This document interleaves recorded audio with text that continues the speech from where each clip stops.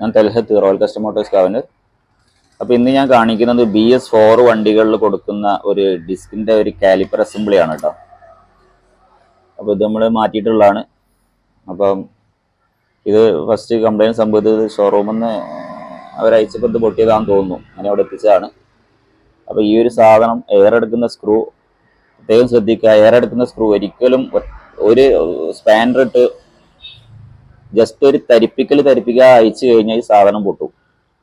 പെട്ടെന്ന് ജസ്റ്റ് നമ്മൾ സാധാരണ ഒരു 8 വോൾട്ടൊക്കെ അയക്കുന്ന മാതിരി തന്നെ പിടിച്ചൊട്ട് തിരിച്ചിട്ട് അത് പൊട്ടിയതാണ്. അപ്പം പിന്നെ വൈബ്രൻ്റ് ആയിരുന്നു ആദ്യമൊക്കെ കാലഘട്ടങ്ങളിൽ നമ്മളെ റോയൽ എൻഫീൽഡ് ഇത് കൊടുത്തിരുന്നത്. പക്ഷെ ഇപ്പം ഇത് എൻഡുറൻസ് ആണ് കൊടുക്കുന്നത്. എൻഡുറൻസ് ആണ് ഇപ്പോൾ സപ്ലൈ ചെയ്യുന്നത്. BS4 അതിൻ്റെ ശേഷം എൻഡുറൻസിൻ്റെ പിന്നെ ഇതാണ് കാലിപ്പറും അസംബ്ലിയൊക്കെയാണ് വരുന്നത് കേട്ടോ. അപ്പം അതുകൊണ്ട് തന്നെ ഇപ്പോൾ അല്ലെങ്കിൽ ഇപ്പോൾ ഇവിടെ ഒരു എൽക്കി കിടക്കുന്നുണ്ട്. അപ്പോൾ ഈ സാധനം സ്ലിപ്പാക്കി, ഇതൊക്കെ സ്ലിപ്പാക്കിയിട്ടതാണ്. അപ്പോൾ ഇതൊക്കെ നമ്മൾ ഒറ്റയെടുക്കുക എൽക്കി എടുത്തിട്ട് ഒരു ഇതിലിങ്ങനെ പിടിച്ച് ഒരു മുൻകരുതും ഇല്ലാതെ പിടിച്ചിങ്ങനെ പെട്ടെന്ന് തിരിക്കുന്നതുകൊണ്ടാണ് അതൊക്കെ സ്ലിപ്പാവുന്നത്. ഇതൊക്കെ ശരിക്കും ജസ്റ്റ് ഒരു ഷേക്കിംഗ് കൊടുക്കാതെ അയച്ചു കഴിഞ്ഞാൽ ഈ സാധനം സ്ലിപ്പാവും. അപ്പോൾ ഇത് അയക്കാൻ പറ്റാത്ത അവസ്ഥയിലായിരുന്നു ഇതുണ്ടായിരുന്നത്. പിന്നെ അത് വേറൊരു കാര്യം. പിന്നെ ഇതിന് നമ്മൾ പ്രത്യേകം ശ്രദ്ധിക്കേണ്ടത് ഈ ഒരു പിസ്റ്റൺ അസംബ്ലി, ഈ പിസ്റ്റൺ അല്ല, ഈ ഒരു ആം ഉണ്ടല്ലോ ഇവിടെ, ഞാനത് പൈക്കാൻ പറ്റാത്തതുകൊണ്ടാണ് കേട്ടോ. മിനിറ്റ്.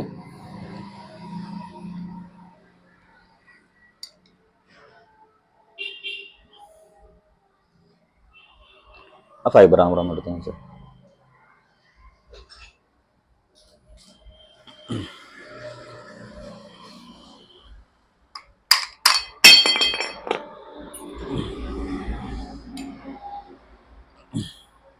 അപ്പം ഇത് നമ്മളെടുത്ത് വരുന്ന ഒരു 75% വണ്ടിന്റെ സാധനം സ്റ്റെക്കാണ് ഉണ്ടാവുക.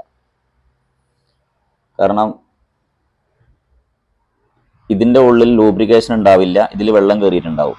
അപ്പോൾ ഈ ആം ഈ രീതിയിൽ വർക്ക് ചെയ്യാവുന്ന ഡിസ്ക് ജാമാവും. നോക്കുക. അപ്പം ഏത് സമയത്ത് നിങ്ങൾ ബ്രേക്ക് പാഡ് മാറ്റുകയാണെങ്കിലും, ഇപ്പോൾ ഇതിന്റെ ഡിസ്ക് പാഡ് ഇപ്പോൾ പെട്ടെന്ന് എമർജൻസി എവിടെന്നെങ്കിലും മാറ്റുകയാണ്, ശ്രദ്ധിക്കേണ്ട കാര്യം ഈ സാധനം അയച്ചിട്ട് ലൂബ് ചെയ്യാൻ നിർബന്ധമായിട്ടും പറഞ്ഞിരിക്കണം. അതല്ല എങ്കിൽ നിങ്ങൾക്ക് ഈ കാലിപ്പർ മൊത്തമായിട്ട് മാറ്റേണ്ടി വരും. അത് മനസ്സിലാക്കുക. ഈ ഒരു ആം അയക്കുക. അപ്പോൾ ഞാൻ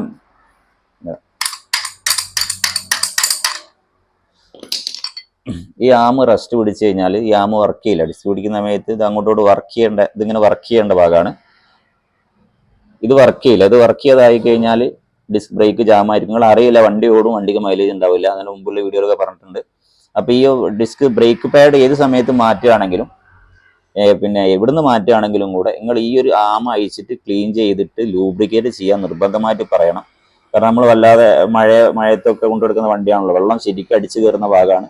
നമ്മൾ വാട്ടർ സർവീസ് ചെയ്യുമ്പോൾ വെള്ളം അടിച്ചു കയറും. ഈ സാധനത്തിൽ ലൂബ്രിക്കേഷൻ, ഈ സാധനം ഈ 2 ആം തുരുമ്പ് പിടിച്ചാൽ ഇതിങ്ങനെ വർക്ക് ചെയ്യില്ല.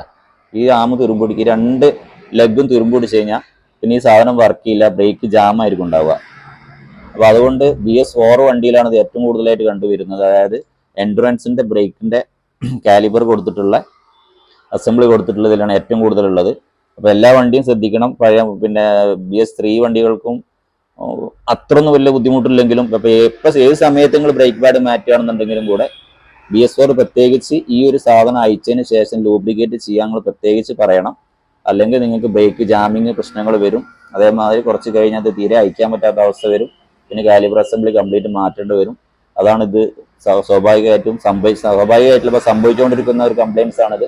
അപ്പോൾ ഈ ഒരു കാര്യങ്ങൾ പ്രത്യേകം ശ്രദ്ധിക്കുക. BS4 വണ്ടിയുള്ളവർ, എൻഡുറൻസിന്റെ ബ്രേക്ക് കാലിപ്പർ ഉള്ള ആളുകൾ ഈ ഒരു സംഗതി അയച്ചിട്ട് ലൂബ്രിക്കേറ്റ് ചെയ്യാൻ നിർബന്ധമായിട്ട് പറയാം. അപ്പോൾ ബാക്കിയുള്ള കാര്യങ്ങൾ ഇപ്പോൾ ഞാൻ മുമ്പ് പറഞ്ഞ മാതിരി തന്നെ ഈ എയർ സ്ക്രൂ ഒക്കെ പൊട്ടുന്നതൊക്കെ നമ്മൾ അയക്കേണ്ട അശ്രദ്ധ കൊണ്ടാണ്.